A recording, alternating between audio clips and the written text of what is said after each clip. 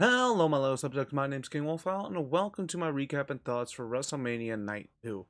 There is a match on the card that I kind of missed, that I did watch a little bit of, but I don't have time to go and rewatch it before doing this video because I don't have the time before I got to go to bed so I can go to work on time in the morning. So we'll give you my thoughts and opinions on the amount of the show I did get to watch and a little bit about the match that I missed.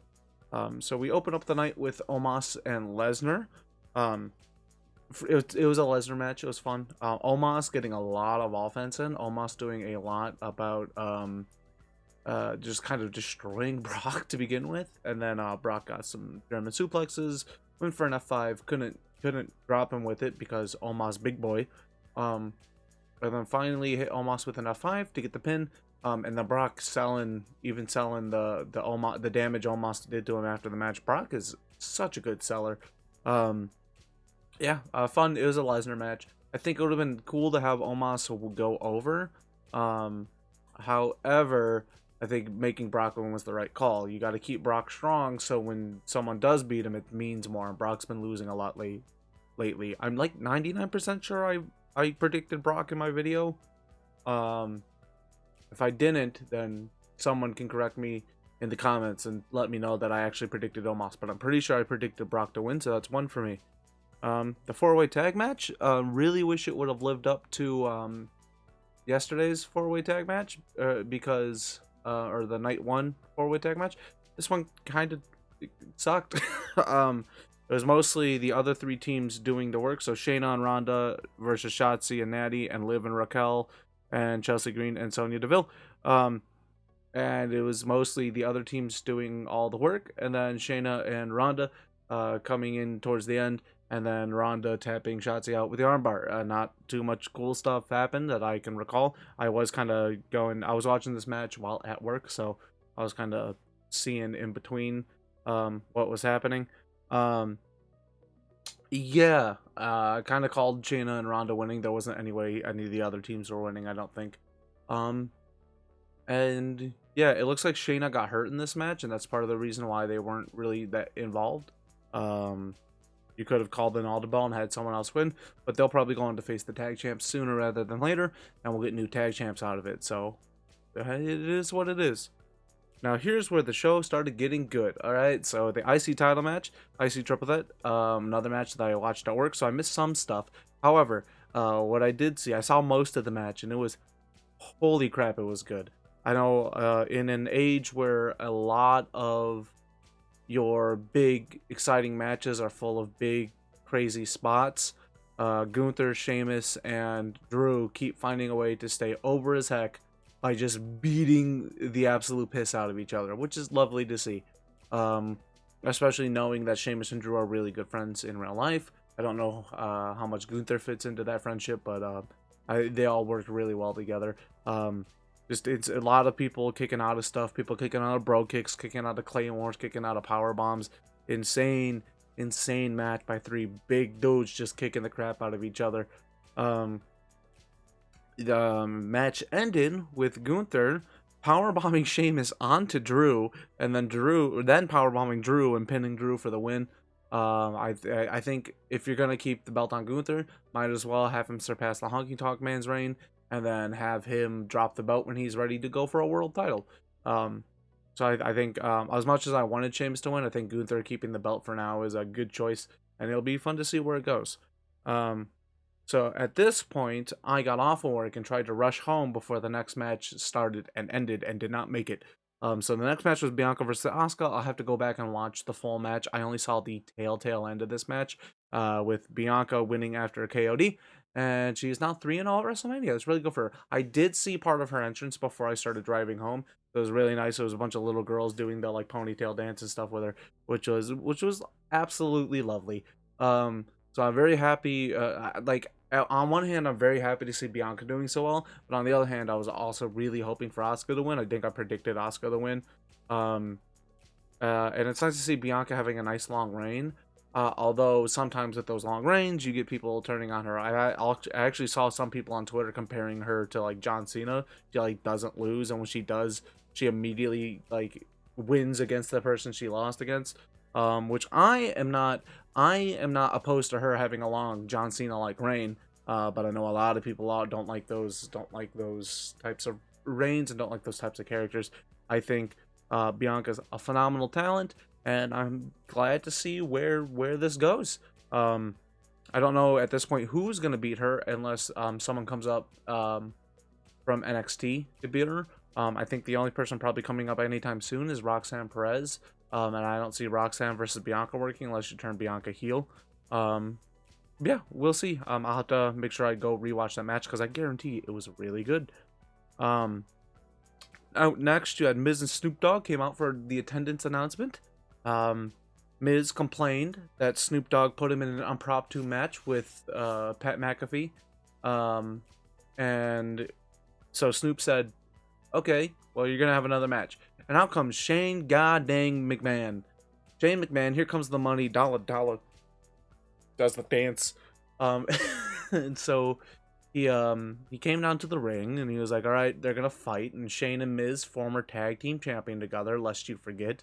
SmackDown tag team champions, Shane McMahon and the Miz. Shane famously won that WrestleMania match between them where Miz superplexed him off a scaffolding. Miz did a scaffolding spot and then lost the match because WWE doesn't know how to book some things. I'm getting angry thinking about what happens later, but we'll get to that. But yeah, so they ring the bell for a match, and then Shane does a leapfrog and immediately injures himself. His knee blows out completely. He collapses on the ground. They had to rescue this segment. So Snoop Dogg gets in the ring on the mic and he's like, "You okay, cuz?" And he's like, "Hey man, what'd you do to my friend?" And so he starts beating up the Miz, no DQ or anything. The bell rang for Miz versus Shane, right? And then Snoop Dogg just starts beating up the Miz, and he hits the worst people's elbow I've ever seen. He like casually walks and bounces off the ropes and they jump super high in the air for a basic elbow. Hits the people's elbow on the Miz, and Snoop Dogg has a pinfall victory over the two-time Grand Slam champion, The Miz, at WrestleMania. Yeah, I guess this was, just looking online, it looks like this was a bit of an audible. Like, Shane genuinely got hurt. Some people also saying that the referee told Snoop that he should hit a people's elbow, which is hilarious. So, yeah, that happened. Next up was the Hell in a Cell, which was so good and had so much potential, but so many things just went wrong with night 2. Night 1, I preferred night 1 over night 2, which we'll get into at the end of this when I talk about the nights.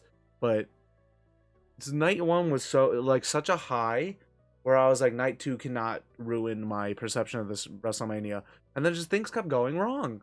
You had Shane got hurt. The Omos Lesnar match was really short. The women's Fatal 4-Way Tag match kind of was lackluster. I missed Bianca versus Asuka. I'm just not having a good WrestleMania Sunday. So let's get into why this match was messed up. First off, actually, we had the Silver Cell again, which is nice. No more big glowy red cell, which is lovely. Best return in ages. Edge comes in. So, first off, South of Heaven. Slayer South of Heaven started playing, and everyone's like, "Oh, that's insane." And Edge comes up from in the ramp. I'm looking at my phone because my notes app is messing up. It's doing it. Stop, stupid cellular device. Edge comes up through the floor wearing this crazy mirror glass skull thing, and he raises his arms. He got big old wings. The Titantron says Brood Edge, because we couldn't tell that he was being Brood Edge unless you called him Brood Edge. I think they called him Brood Edge throughout the night, which was kind of dumb. He takes that off. Metalingus kicks in, and then he has Christian and Gangrel on his jacket as they kind of they showed glimpses of it, but they tried to cut away from it because Christian. It was a really cool entrance. And then Finn Balor comes out with classic Finn theme, the classic raise your arms and praise the heavens Finn Balor demon entrance. Is the crazy mohawk, purple aesthetics instead of red. There's kind of like purple hue to the smoke. He's got a lot of purple on the paint. So he came out, kind of Judgment Day beat Demoned out, which was fun. So they start the match, they start fighting.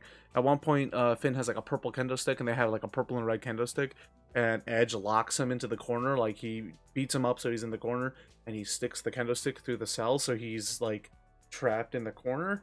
And Edge just keeps beating up in the corner, which is fun. And then Finn eventually got out, and he was full doing the Fiend gimmick, where he just kept bouncing back from everything Edge was doing him. Like, Edge wasn't able to do damage to him. He was kicking it out at one onto off of some stuff.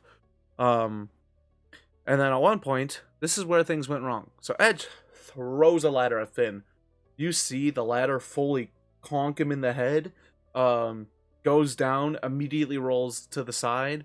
Ref completely stops Edge from going to him, and they have to pull medical into the Hell in a Cell to check on Finn. Crowd's booing because obviously this is a Hell in a Cell that's supposed to be brutal, but we got to take care of the wrestlers, right? We got to take care of their health. So Finn gets busted open bad, and after looking online and just seeing what was going on, he had to get so Edge was kind of running around pulling new weapons out from under the ring and stalling. While they stapled Finn's forehead shut so he could finish the match, which is insane. If it wasn't WrestleMania, the match would have been called off. If it wasn't Mania, that match would have been called off.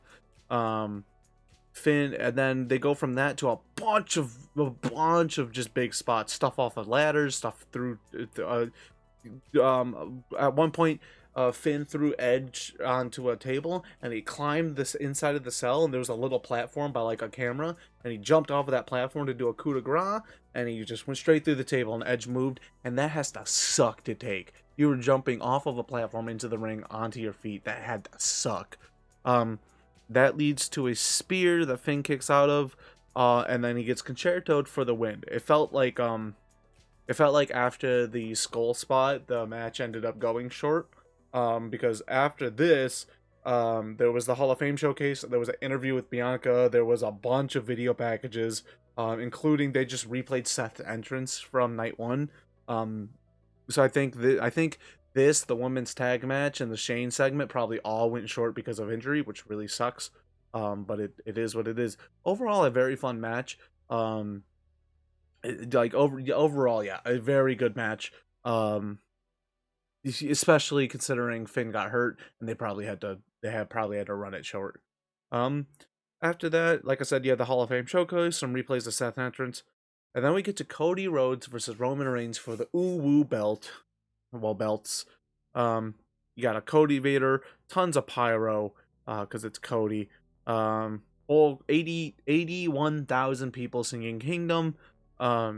Cody goes over to ringside, embraces his family, holding his daughter who's hugging him, and then he hands his weight belt to Brody Lee's kid, Brody Jr., -1 for those who watch AEW, and I started crying like a baby because I have emotions, and it was a culmination of, I mentioned this in my prediction video, Cody being one of those guys that was like around and that I was a big fan of when I first started watching. I hated him because he turned on Holly.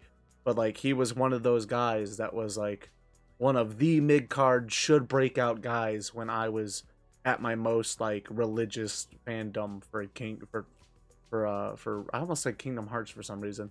Cause theme song. My brain connected a bunch of dots that weren't even there. But for professional wrestling, I think Cody,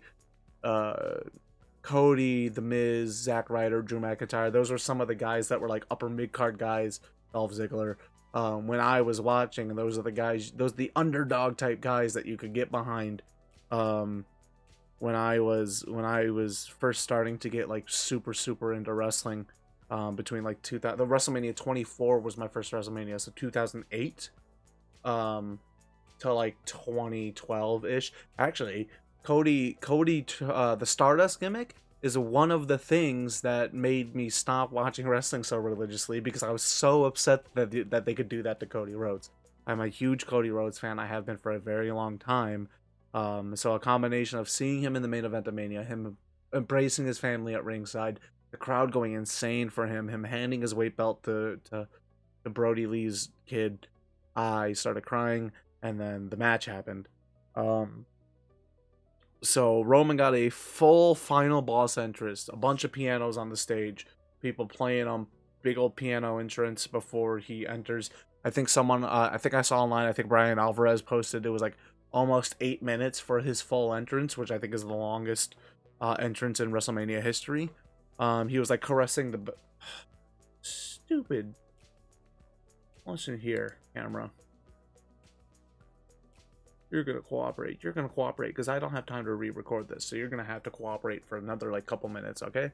Um, Roman, full mega final boss entrance. He's like caressing the belts and like holding on to them and smiling at Cody in a way that's like, you know, a lot of people like kiss belts when they're like about to lose them, or they'll signify in some way they're about to lose a big match.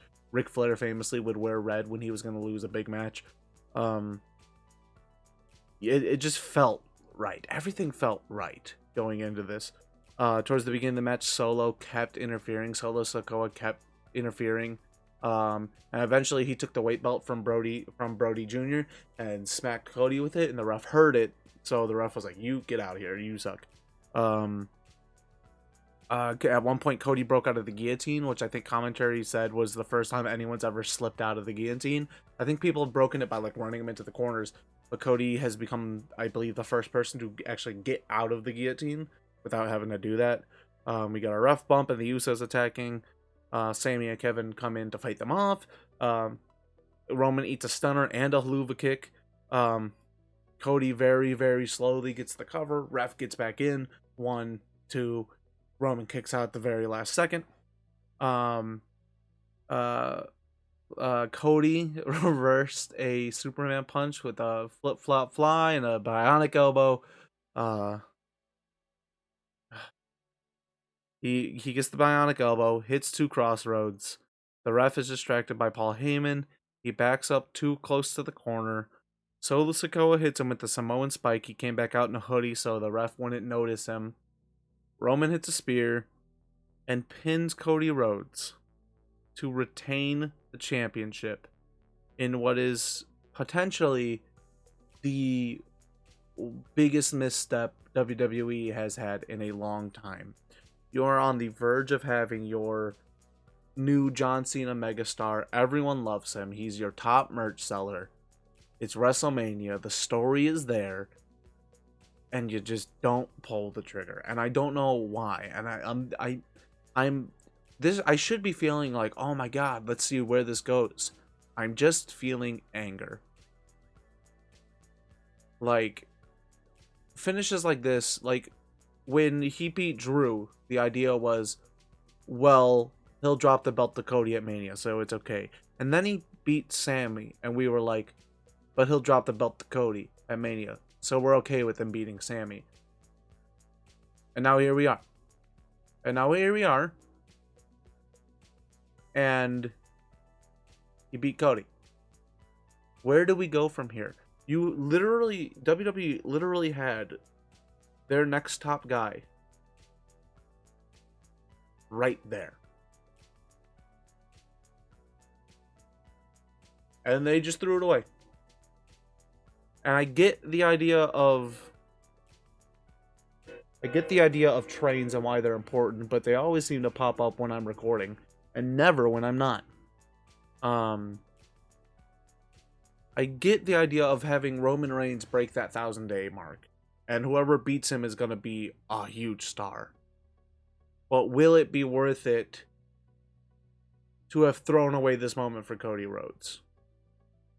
I think this was the moment for Cody, and it just sucks. It just really sucks as a huge Cody fan, and just as like, WWE very rarely has stories that work out this perfectly, and they threw it away. And who knows, they may salvage it. There may be something that happens. They may put the belt on someone that we care about more, but it just feels wrong. It just feels wrong. It just feels bad. It feels bad. It feels so deflating. Just a quick look at like my timeline right now. It's nothing but people mad that Cody lost. Nothing. It's not even. People aren't even really that mad. They're just upset and disappointed. Like, why? Why? I thought Cody was the right guy at the right time. If you're not giving Sammy his moment in Montreal because the moment's saved for Cody, and you're not giving Cody the moment tonight, then who's out there to give a moment to? And when is it happening? That's by Ross Twiddell of Cultaholic. I love Ross.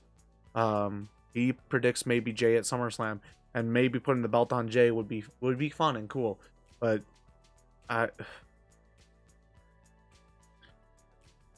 Tempest, I'm hoping this is Parts Unknown Tempest. It is Parts Unknown Tempest. It will be hard to ever top the Austin heel turn, but I genuinely think this is one of the worst book endings to a WrestleMania of all time. I am genuinely without words.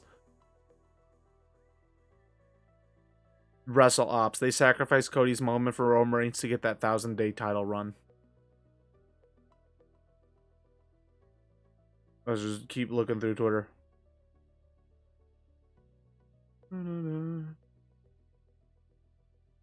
Let's see. Will Washington just put woof garbage finish.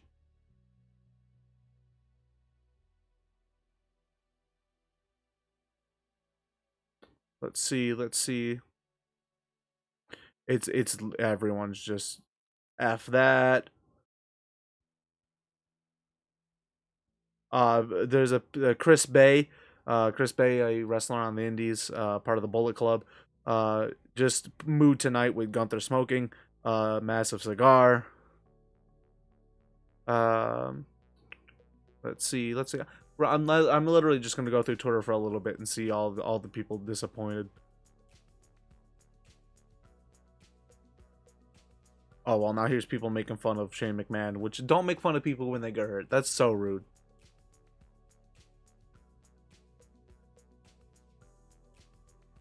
Sami Zayn hugging his wife, so that's cool.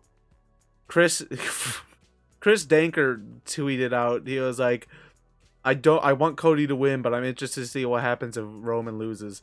I love chaos. I'm gonna refresh.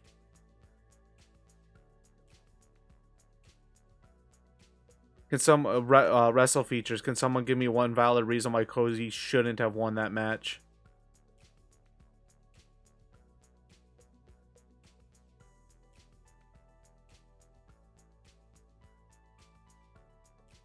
Just lol what from Andy Murray from What Culture. Nyla Rose just posted the picture of the shocked Undertaker guy. Like literally Michael Sidgwick. Cody Rhodes should have won, particularly since Triple H's weekly television project is too dull to keep Goodwill generator from this weekend going. Lots of questionable booking decisions tonight.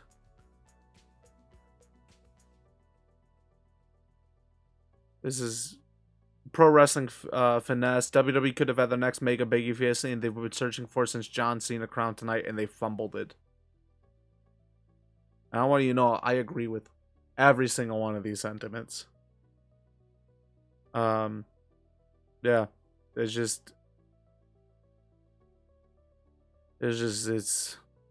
so deflating. That's the feeling I get. It's not anger and it's not upset. It's just I feel deflated. And it's not how you want to feel at the end of a WrestleMania. You want to feel like, I'm looking forward to the next thing. I'm looking forward to where they're going, and I am not. I'm just not. Because now if Cody wins in a month, why not do it at WrestleMania? If Sammy wins the belt in a month, why didn't you do it back in Montreal? If they separate the belts, and then Cody just wins the WWE title, what was the point? Like, you have to use Roman to put over your next big star, right? And there's very, very, very few people on the roster that will benefit from that. And some of those people that they might use are just bad choices. There's maybe only 4 people that could benefit from beating Roman right now. Gunther, who is holding the IC title, will probably be holding the IC title until he surpasses Honky Tonk Man's mark. Jey Uso, who I highly doubt they're going to break away from Jimmy to put the belt on. Solo Sikoa, which is honestly the most viable in my head, and Cody Rhodes, who just lost. I mean, you could go the Solo Sikoa route. Maybe that would be fun. You could go the Gunther route, but someone's got to beat Gunther. So if you were gonna go the Gunther route, he should have lost the belt tonight. I don't know where they go, and I don't care where they go. I think that's the issue, is that Cody was the right person at the right time to take the belt, and now what do you do once you pass that 1,000 days? Once you pass that 1,000 days, do you put the belt on Cody? Well, you should have just done it at WrestleMania because it's not gonna feel as big now. Are you gonna, after that 1,000 days? Oh look, Sammy and Kevin lost the tag belts. Let's put the belt on Sammy or Kevin. You should have done it at Montreal. So now you got to build someone else up. If you bring Braun Breaker up from the NXT roster to beat Roman, Roman's gonna turn on Braun immediately because it's too quick of a shot from the NXT, the main roster. Maybe you bring someone in from another company like Jay White or Kenny Omega, and they could do it. And I think maybe the crowd would be okay with it. The hardcore fans would love to see Kenny Omega come in and beat Roman for the belt. But the casual fans, that's the indie guy who's ruining wrestling to the casual fans. And now if at the beginning of this video I seemed not my happy usual self, now you guys know why. If you haven't watched Mania for yourself, it was such a deflating finish to what should. It was also a great match up until that finish. It was a great match up until that finish. It was a Roman Reigns match full of interference and ref bumps and all that stuff, but it was a great match. Honestly, if Cody had won, it would have probably been my favorite match of the weekend. But we'll see where they go. We got Raw tomorrow night. We'll see.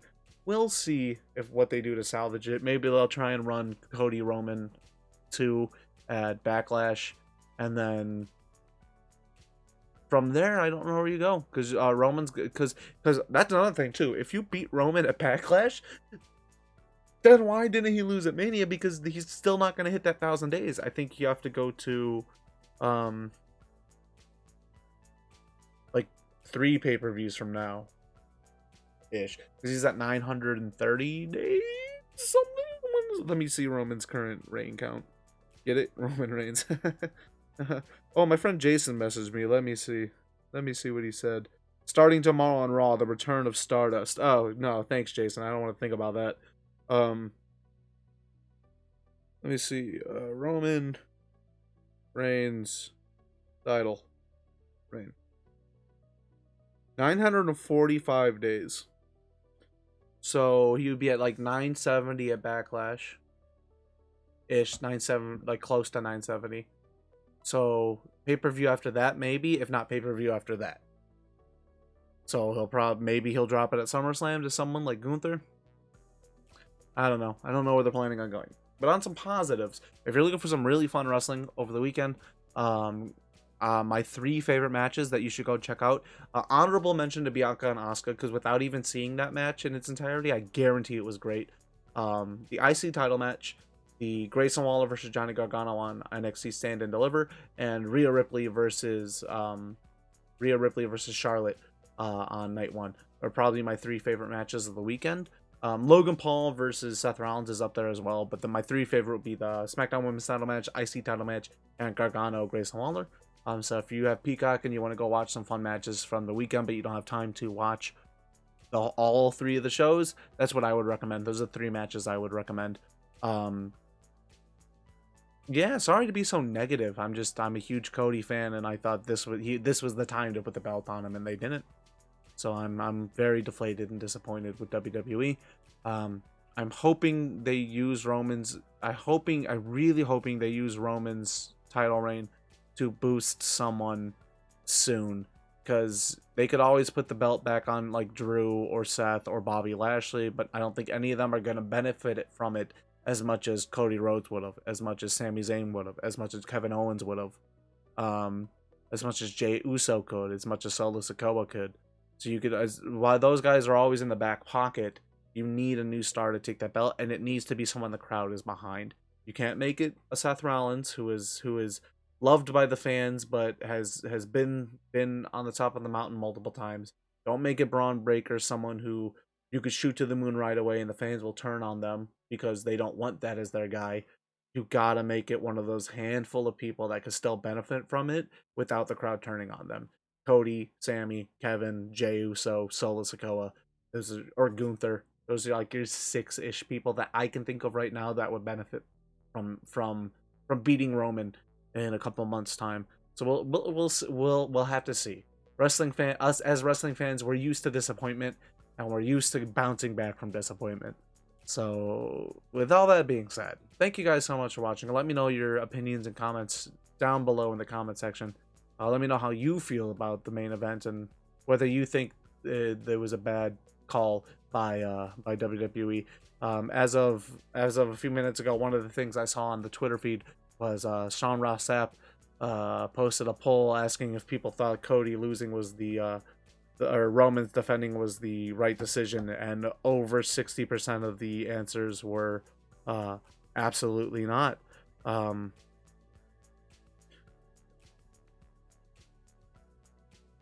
Yeah. I hope you guys have a wonderful rest of your day. Be good people, and I'll see you in the next one. Goodbye.